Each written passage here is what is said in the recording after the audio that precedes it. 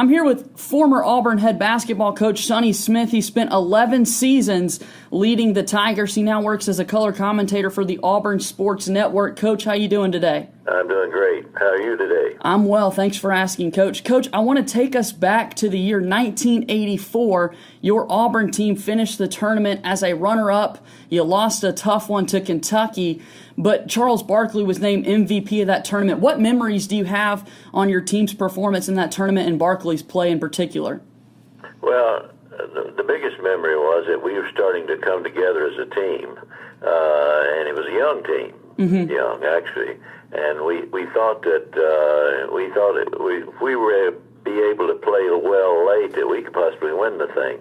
And we got coming up against Kentucky, a team we'd beaten once during the year, and we thought we were going to win the thing. And actually, we should have won the thing, but a guy made a mistake on the last play. They hit a last second basket to beat us. Kenny Walker made the basket, a great pro forever and a great player at Kentucky. But the biggest memory was that we felt like we should have won that game. And can you just talk a little about Barkley's performance in that tournament to earn the MVP honors in a losing effort? Well, to me, he was the best athlete in the league. And on the nights that he could get it going, he was as good an offensive player as there was in the league. He was as good a shot blocker as there was in the league, and he did all this at 6'4 3/4. We listed him at 6, but he actually was 6'4 3/4. And he was the kind of guy that could take over a game. And if you just kept feeding him the ball one time right after another, he could actually take over a game.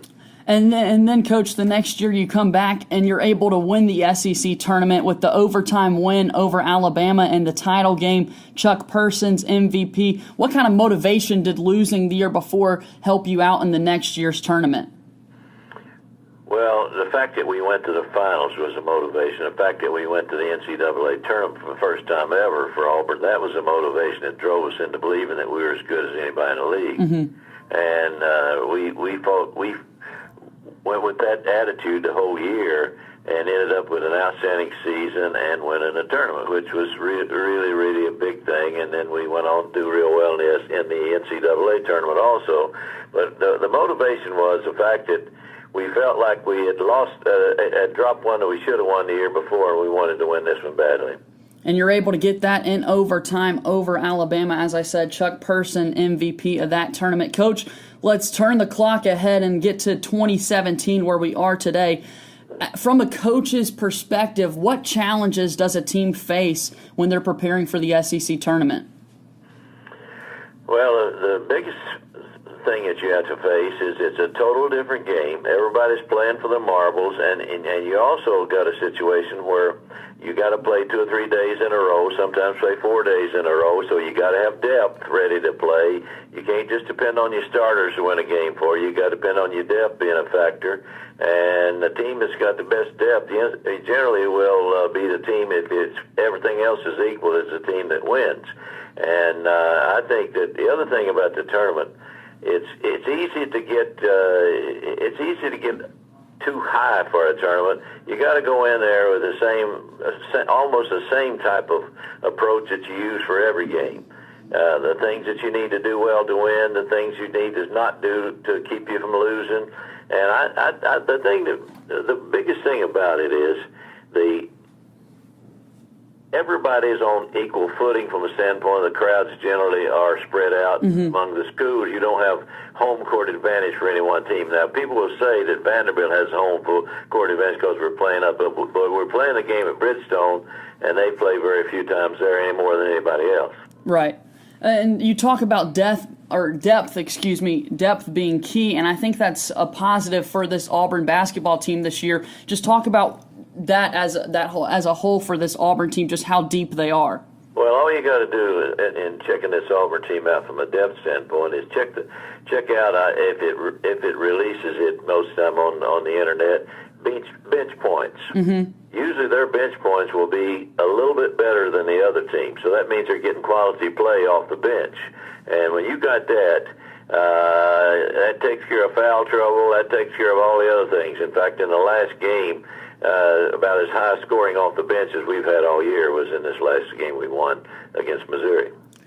Coach, Auburn's looking to, get into some sort of national postseason tournament for the first time in a number of years. What's the mindset of a team that needs to win the entire SEC tournament to make the NCAA tournament? Well, I think the interesting thing about it is you can't. They say, well, they were high as a kite, ready to play. I think the best thing to do is keep a level head. Play every game the same way you played regular season games. Get yourself well prepared from a standpoint of strategy, and stay with the program. Don't get your players because it's the last, let's say, tournament that trying to do too much. Stay within the team concept. The basic word, once you get into NCAA play or SEC tournament play, is trust. Trust yourself, your system, your coach, and your teammates, and you got a good chance of winning, I think. Auburn will get started Wednesday night against Missouri. It's tough for a team to beat anybody 3 times. What should Auburn do in order to beat Missouri for a 3rd time? Well, number one, they've got to shoot the ball, because Missouri, the only weakness a Missouri team has is they don't shoot the ball extremely well. And if you shoot the ball, you got a really good chance of winning the game. And they're not going to. They actually, against us this last time, shot the ball pretty well. They haven't been making threes against anybody much, but they made some threes in this game. So you got to keep them from making threes.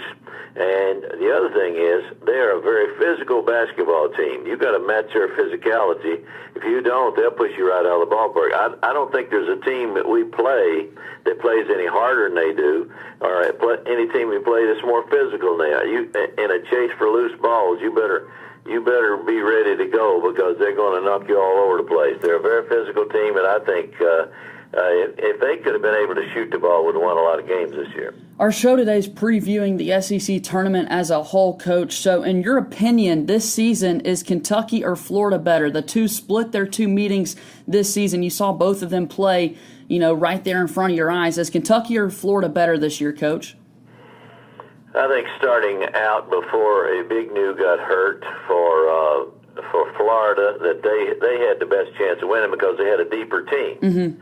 Now that depth situation is kind of matched up a little bit with him out, I think it's a coin toss right now between the two. Earlier, the way Florida was playing late, and then all of a sudden their big guy gets hurt. They've been beaten a couple times since then. I don't think they would have lost those games. So I think right now, since he's out, mm-hmm. this is basically a toss-up between Kentucky and Florida to be the 2 teams that are favored. Of course, there's other teams that could come through and win this thing. Right. Vanderbilt could do it. Arkansas could do it. Any of the teams, because we got a more balanced league this year than we've had in a long time. What player in the SEC stood out the most to you this year, Coach? J.J. Frazier at Georgia, putting the team on his back at 5'9" and carrying them after they lose their best player. Thornwell at South Carolina would be second, and he could actually be first, but he looks to me like he's had to work so hard to carry his team from a standpoint that don't have that many scores, that he's worn down a little bit. And J.J. Frazier seems to be coming on strong. I think it'll be J.J. Frazier as a player of the year in the league. If not, it'll be Thornwell. How important are point guards and just floor generals in tournament play?